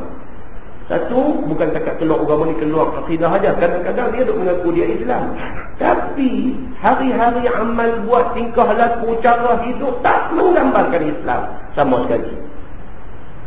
Bangkit-bangkit tidur pagi, subuh memang tak semayang. Bangkit-bangkit tidur pagi apa semua, kena hotel, minum gak-gak-gak-gak. Tuan-tuan, ada dah dalam masyarakat kita hari ini, ada dah. Puan ustaz ni mungkin tak ada, tapi pun balak-balak besar tu ada. Ada dah. Petang-petang pergi bubuh selok pendek, duduk depan rumah apa, ini itu biasa, itu tak ada apa-apa itu. Cara hidupnya macam tu biasa. Tak ada apa-apa. Hari Ahad dia pergi dengan selok pendek dia, pergi tolong potong pokok bunga di masjid. Dia pakai selok pendek, tapi dia pergi potong pokok-pokok, apa pokok teh, tepi masjid, tapi potong dengan selok pendek, dia pergi potong. Dia bagi dia ini selok pendek ni soal lain. Soalnya aku nak buat pahala, aku nak main tolong terim pokok di masjid pergi jadi elok. Pahala itu soal lain. Soal aku nak pakai macam mana itu soal lain. Aku nak bercakap pasal Islam, aku boleh bercakap. Bini aku tak mau pakai pelunggung, aku boleh sumbang. Dia macam tu punya style. Dia tak mau nak bersungguh dengan agama ni. Tak bersungguh. Tak tahu ke kata aurat, orang perempuan rambut tu semua aurat, tak tahu ke? Tak mungkinlah duduk dalam Malaysia, tak tahu. Tapi tak apa, macam tu tak apa. Bila mai pergi tengok orang mati, tahu pula pakai tudung, tarik tutup rambut, tutup buat apa? Oh, dia kata ni majlis ni jadi kena pakai tudung, pakai buat apa? Pergi Mekah buat haji, pergi Mekah buat umrah, boleh pakai tudung elok, balik mai tak nampak rambut seorang tu, pakai buat apa? Kalau dah ada ingat, pakai tak pakai ni bukan Islam punya hal. Pergi Mekah buat haji, buat umrah tak usah pakai. Pakai buat apa? Maknanya dia tahu agama suruh pakai, tapi balik tak pakai. Sebab nak cerita kata masyarakat akhir zaman ni dia kelabu tentang Islam. No Islam, tapi cara hidup tak Islam. Muslimin dan muslimat yang dirahmati Allah sekalian. Seperti mana satu kaum yang telah berlaku pada zaman Sayyidina Ali radhiyallahu anhu menjadi khalifah Rasulullah sallallahu alaihi wasallam. Iaitu keluar kaum itu daripada taatkan khalifah Rasulullah. Dan telah dinamakan orang akan mereka itu dengan nama Khawarij. Macam berlaku zaman Sayyidina Ali. Kerana protes, kerana tak puas hati dengan keputusan Sayyidina Ali, dia keluar daripada menyokong Sayyidina Ali sekali dengan tinggal apa yang dibawa oleh Sayyidina Ali bin Abi Talib karramallahu wajhah. Macam tu punya jadi. Kerana protes berlaku dalam masyarakat kita hari ini. Budak-budak perempuan tu protes. Pasal apa? Pasal mak dengan ayah dia bercerai. Punca tu aja. Mak dengan ayah ni jodoh tak panjang bercerai. Bila mak dengan ayah bercerai, anak ni protes. Anak ni protes. Dia pergi buat benda-benda salah dalam agama tu. Dia buat tu dengan niat hati dia apa dia? Nak pada muka mak dia, nak pada muka ayah dia. Kerana hampa dua hidup aku jadi macam ni. Dia nak protes mak dengan ayah dia, tapi perbuatan yang dia buat tu merosakkan agama. Nombor banyak tuan-tuan jadi benda macam ni. Cukup banyak kawan-kawan kita duduk universiti, jumpa mahasiswa-mahasiswa universiti punca macam ni jadi rosak, bukan sikit dah ada. Kawan-kawan kita jadi cikgu sekolah, jadi kaunselor, jadi cikgu, jadi guru agama di sekolah, duk jumpa kes-kes macam ni, tak tahu nak abang punya banyak. Kerana satu sebab dia ambil tindakan, dia buat pasal dengan Islam. Muslimin dan muslimat yang dirahmati Allah. Maka sebab keluar mereka itu daripada taat khalifah Rasulullah, iaitu Sayyidina Ali bin Abi Talib karramallahu wajhah, itu adalah seperti ini juga cerita. Ini cerita dia nak cerita, kata benda yang berlaku tu macam tu. Cerita ni tuan-tuan baca dalam buku sejarah banyak. Kita dulu masa mengaji sekolah dulu SPM tingkatan 4, tingkatan 5, kita ambil sejarah Islam, memang belajar benda ni. Peristiwa perang Siffin, yang di hujung perang Siffin itu membawa kepada satu majlis tahkim di antara Muawiyah bin Abi Sufyan dan juga Ali bin Abi Talib. Cuma masalah dia satu saja, tuan. Masalah dia apa? Sejarah itu telah dikelirukan. Kalau kita baca buku sejarah yang kita dulu baca masa kita ambil SPM, masa kita ambil STPM dulu, buku sejarah tu telah mencatatkan fakta yang bercanggah dengan hadis Nabi dan juga ayat-ayat Quran. Bercanggah. Siapa juga tuan-tuan kalau ambil SPM, ambil tentang sejarah Islam, cerita tentang perbalahan yang berlaku di antara Sayyidina Ali dengan Muawiyah. Kalau tuan-tuan baca cerita tu, tuan-tuan rasa apa? Tuan-tuan rasa Muawiyah jahat. Sebab apa? Sebab penceritaan di dalam sejarah itu membawa kita kepada apa Muawiyah ni buat macam ni. Kita baca cerita ni saya tak mau baca dah, cerita ni panjang dan tuan-tuan pun dah baca banyak kali. Dia nak cerita kata apa? Bila berlaku masalah di antara Muawiyah dan Sayyidina Ali bin Abi Talib. Pasal apa benda ni jadi? Dia ekoran daripada kes pembunuhan Sayyidina Osman bin Affan yang kita baca dalam mukadimah tadi. Sayyidina Osman dikepung rumah dia, dia naik atas bumbung rumah, lompat main bumbung rumah dia, dia pergi tikam dia, bunuh dia. Dan mati Osman bin Affan ni. Mati dia kerana kena bunuh dengan puak yang tak puas hati dengan dia. Apa benda yang menyebabkan mereka tak puas hati dekat Sayyidina Osman? Kita cerita tadi, tuduhan-tuduhan tadi ni, yang walaupun Osman jawab, dia tak pakai. Kan? Yang akhirnya Osman bin Affan dibunuh. Bila Osman bin Affan dibunuh, yang menggantikan Sayyidina Osman ialah Sayyidina Ali. Ali bin Abi Talib naik jadi khalifah yang keempat. Dia naik jadi khalifah yang keempat. Sayyidina Ali bin Abi Talib bila dia naik duduk bangku khalifah, dia lambat mengambil tindakan kepada orang yang bunuh Sayyidina Osman. Dia lambat ambil tindakan sampai dalam riwayat menceritakan sampai 8 bulan tindakan belum dia ambil lagi. Bila sampai 8 bulan tidak ada tindakan kepada orang yang bunuh Sayyidina Osman, Muawiyah bin Abi Sufyan, sepupu Sayyidina Osman, dia tak boleh terima. Bila dia tak boleh terima, dia tuduh kata Sayyidina Ali bersubhat dengan pembunuh Sayyidina Osman. Pasal itu yang Ali melengah-lengahkan tindakan ke atas pembunuh Sayyidina Osman. Ini ceritanya macam tu. Baju yang dipakai oleh Sayyidina Osman masa dia kena bunuh tu, mereka sempat ambil jari tangan isteri Sayyidina Osman ketika orang main nak tikam suami dia, nak tikam Sayyidina Osman dengan parah, dengan pisau. Isteri dia pergi jadi galang ganti, bertabuk jari bini dia, bertabuk. Jari tangan bini Sayyidina Osman ni diputih dan baju Sayyidina Osman tu dibawa ke Syam, yang pada masa tu Muawiyah bin Abi Sufyan pemerintah Syam. Dibawa oleh Nu'man bin Bashir, satu sahabat Nabi yang juga banyak meriwayatkan hadis. Dia bawa baju dengan jari-jari tangan isteri Sayyidina Osman ni, bawa pergi persembahkan kepada Muawiyah. Muawiyah pula ambil baju berdarah ni dengan jari-jari isteri Sayyidina Osman ni, dia letak atas mimbar masjid bagi semua orang tengok. Menangis semua penduduk Syam.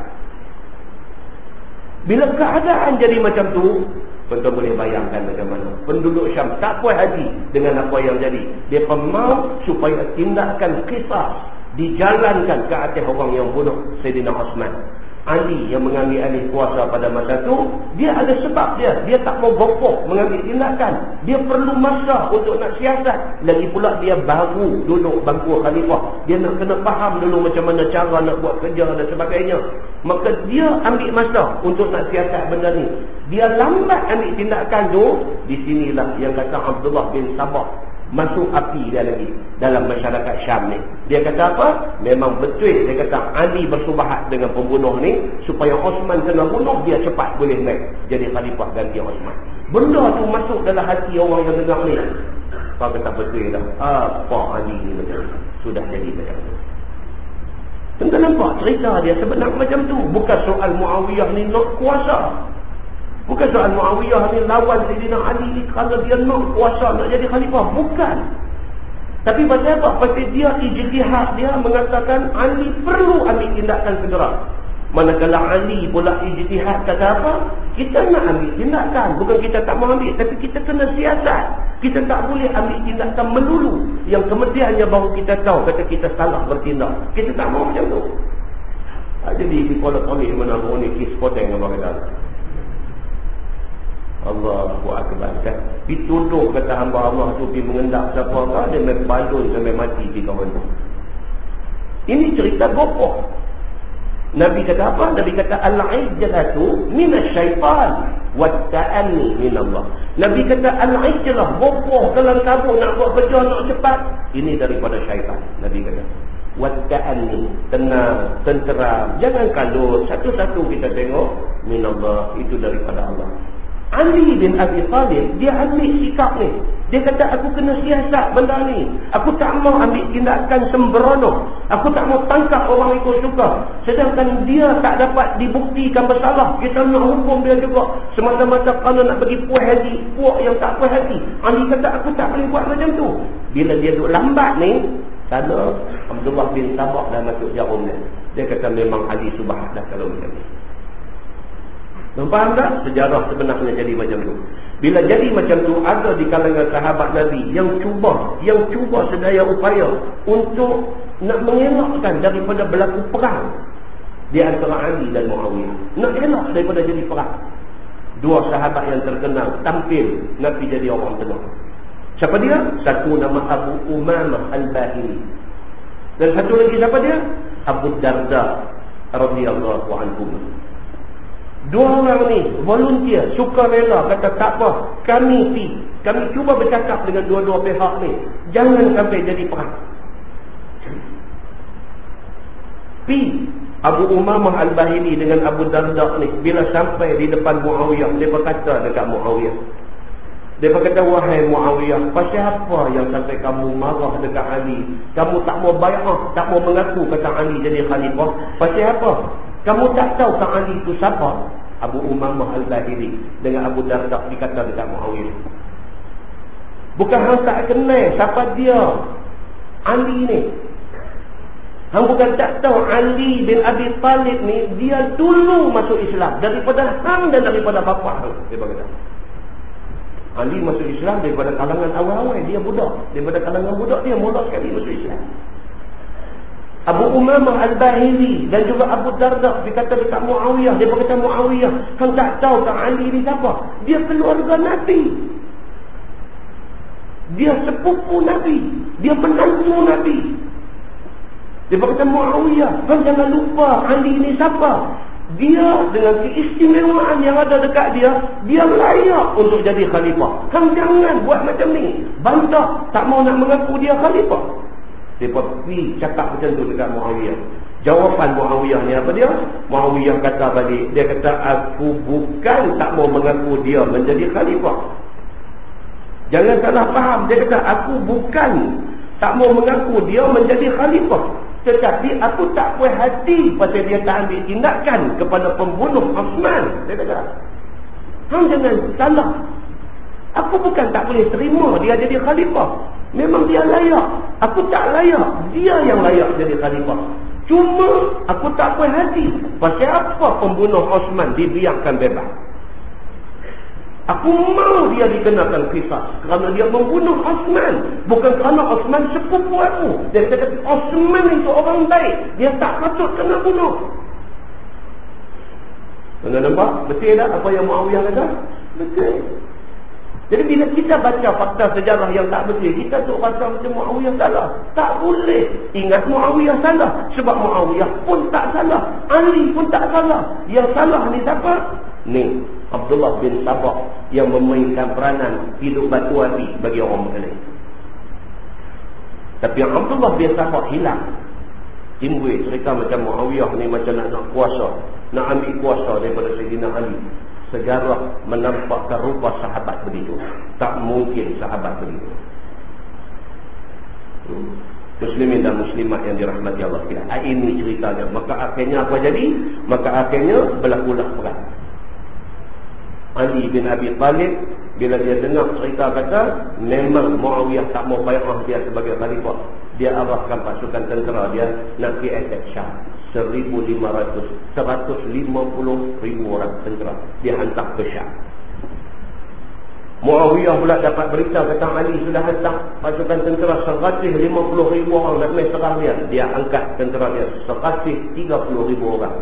Akhirnya berjumpa di satu lembah yang bernama Lembah Siffin. Di situlah berlaku tumpah darah.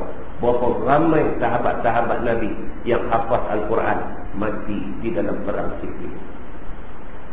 Muslimin dan muslimah yang dirahmati Allah, ini satu sejarah hitam yang berlaku. Satu sejarah hitam yang berlaku di dalam sejarah Islam.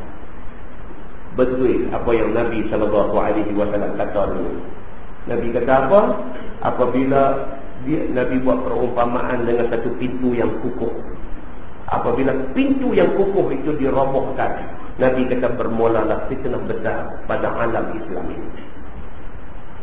Umar Al-Khattab tanya Nabi, siapakah pintu yang kukuh itu?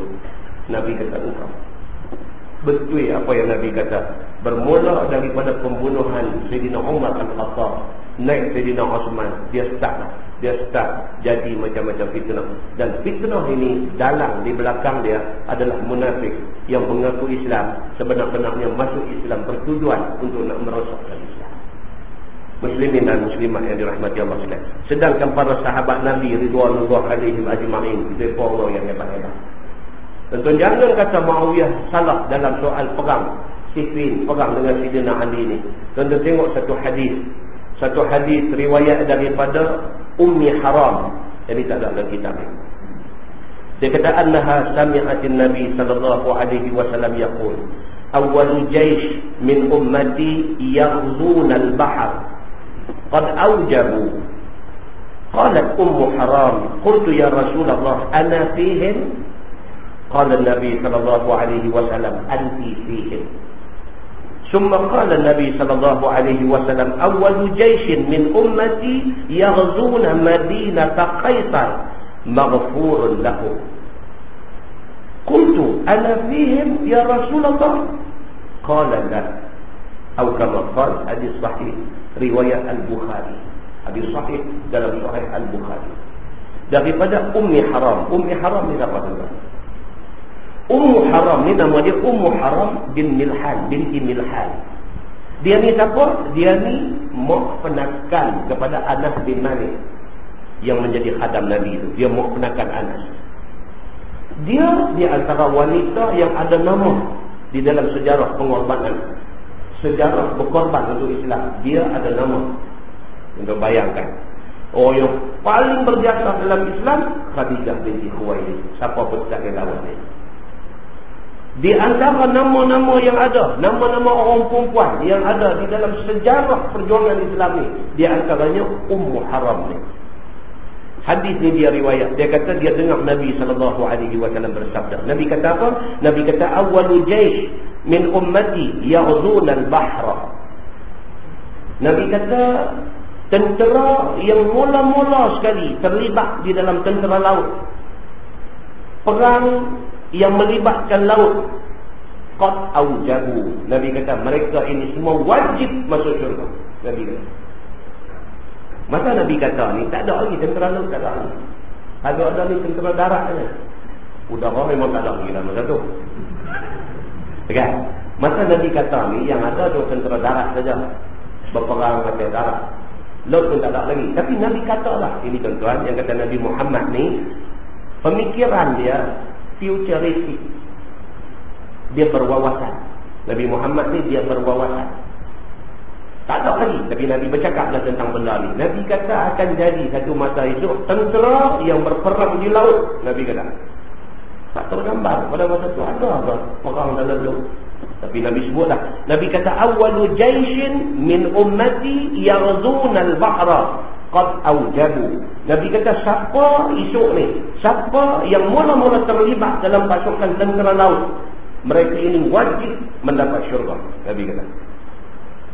Lepas dah Nabi wafat, dah apa semua, ada berlaku pasukan tentera Islam naik kapal laut, naik kapal ayah masuk pi kerana nak perang Cyprus. Perang Cyprus. Dia keluar pi.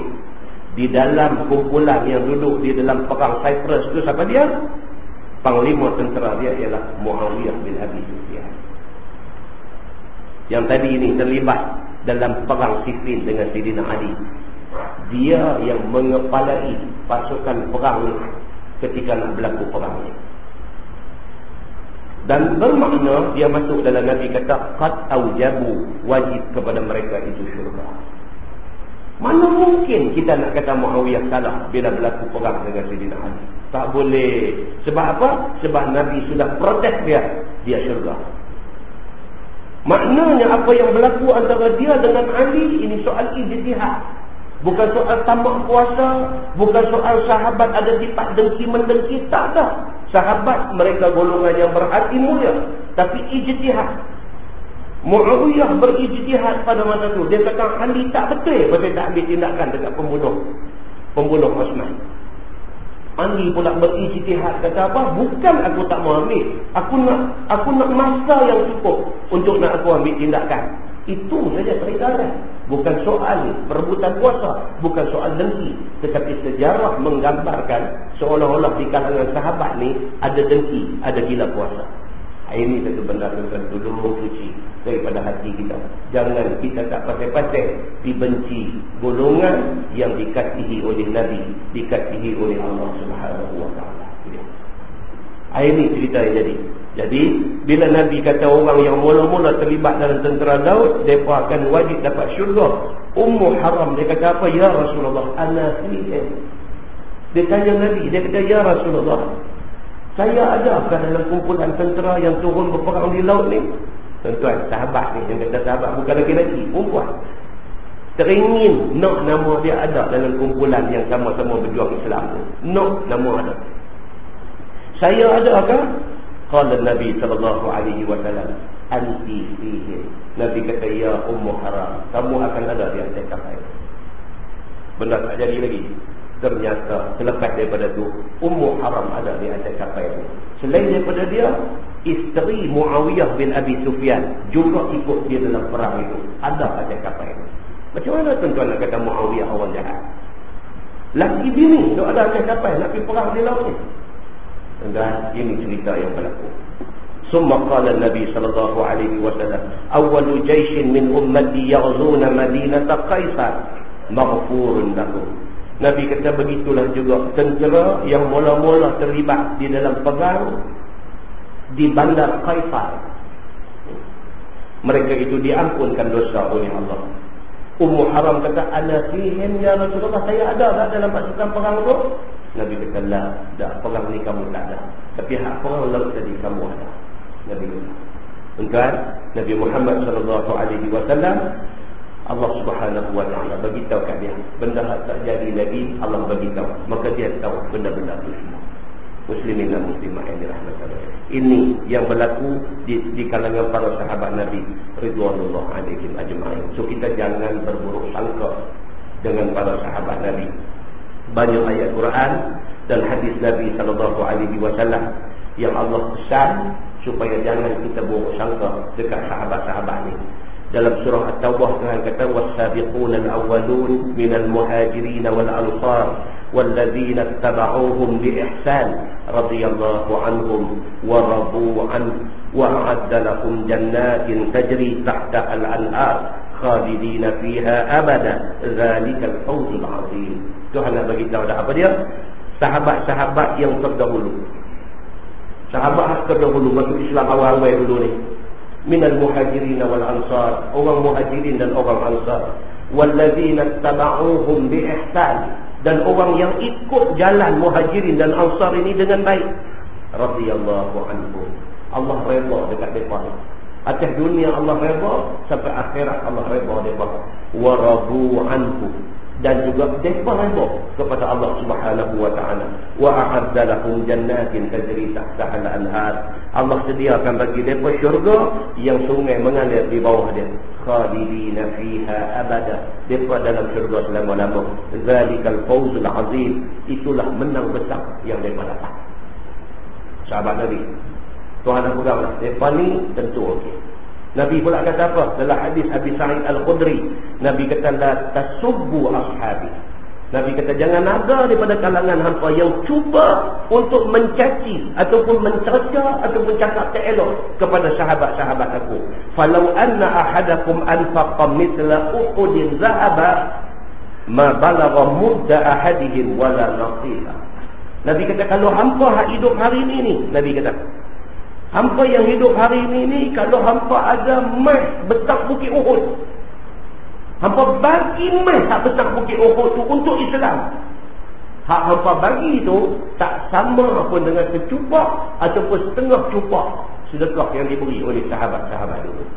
Hadis itu hadis sahih riwayat Al-Bukhari. Makna kata-kata apa? Nabi pesan sangat-sangat, jangan bercakap, mulut kita jangan bercakap mencerca para sahabat Nabi. Yang mereka ini Allah kata mereka reda kepada Allah dan Allah reda kepada mereka. Kita belum tahu kita nak pergi mana. Dan kita tak tahu lagi. Saya tak tahu saya nak jadi apa. 1-2 hari ini rasa Alhamdulillah sembahyang cukup 5 waktu. Rasa Alhamdulillah Tuhan suruh sedaya upaya try buat tambah sikit-sikit 1-2 hari ni. Minggu depan tak tahu tuan.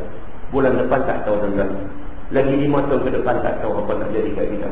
Para sahabat Nabi ridwanullah alaihim ajma'in terbukti dah mereka mati dalam keadaan Allah redha mereka. Mereka redha Allah. Mereka sudah duduk di dalam taman-taman syurga Allah Subhanahu wa taala. Maka jangan ada daripada kalangan kita ni yang teringat dalam hati, yang bercakap di mulut, yang menyalahkan, yang menghina, apatah lagi membenci para sahabat Nabi ridwanullah alaihim ajma'in, kerana mereka dah tentulah orang yang baik-baik. Nah, wallahu a'lam. Lepas ini insya-Allah kita sambung hadis yang menceritakan tentang golongan yang keluar daripada Islam ni. Dia kata seumpama anak panah terkeluar daripada pusat panah. Anak panah Robin Hood tu tarik lepas. Macam mana lajunya anak panah tu keluar daripada busar panah. Macam itulah Nabi kata berlaku di akhir zaman. Orang keluar daripada Islam ni sampai macam tu, sampai tak fikir 2 kali lah dengan Islam ni. Terus istihar kata dia keluar daripada Islam. Dan bawa undang-undang nak nyari-nyari, nak dikuat-kuatkan dan lebih ramai orang bangsa. Nak mensyaratkan orang yang bukan Islam bila masuk Islam, nak kena dapat perkenan, dapat izin apa macam-macam daripada keluarga dia. Pakai dak lah. Pakai tak ada orang nak masuk Islam. Tak boleh syaratkan macam tu. Kerana apa? Kerana syarat tidak pernah mensyaratkan benda seumpama itu. Tak pernah mensyaratkan perkara yang seumpama itu. Nanti baik cepat-cepat, banyak pihak bangkang, sampai akhir sekali benda tu pending dulu. Muslimin dan muslimat yang dirahmati Allah sekalian, jangan sampai kita tergadai segala-galanya. Itu saja. Apatah lagi yang kita nak gadai ke Islam, jangan sampai begitu. Dan tajuk ni kita akan baca esok, dan kita akan tengok macam mana dahsyatnya orang yang murtad keluar daripada Islam.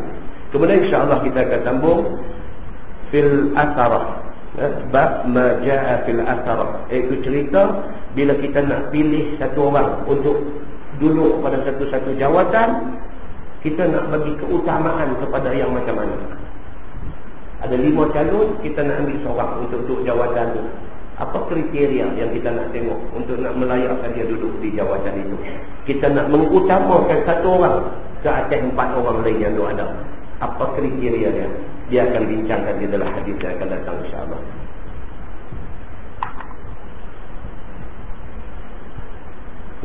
Panjang cerita tadi. Jadi bulan depan kuliah tak ada. Kita sekolah dah kan. Bulan depan kuliah tak ada. Kita sambung insya-Allah. Panjang umur, sihat tubuh badan, kita sambung bulan ini. Allah. Yang baik itu daripada Allah, dan tak baik itu silakan. Kita tanggung dengan tafsir kafarah dan surah Al-Asr.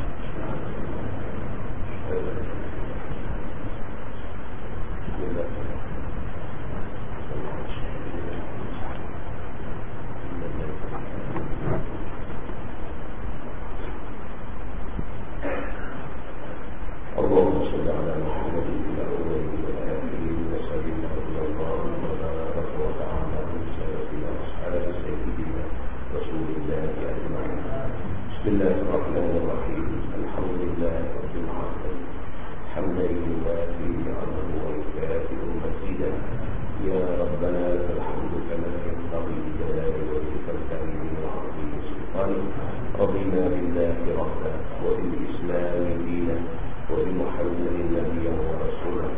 اللهم افتح علينا فتوح العارفين وارزقنا فهم النبيين بجاه خاتم المرسلين.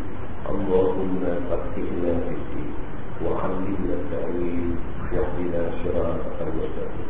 اللهم أرنا الحق حقا وارزقنا اتباعه وأرنا الباطل باطلا وارزقنا اجتنابه اللهم اجعل جمعنا جمعا مرحوما وتفرقنا من بعده تفرقا معصوما وصلى الله على محمد وعلى آله وصحبه وسلم والحمد لله رب العالمين.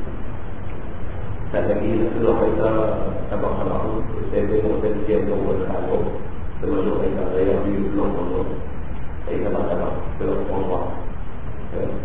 Semua bulan lepas mati dari guna puasa sabak. Saya tadi dia dapat hujan pun.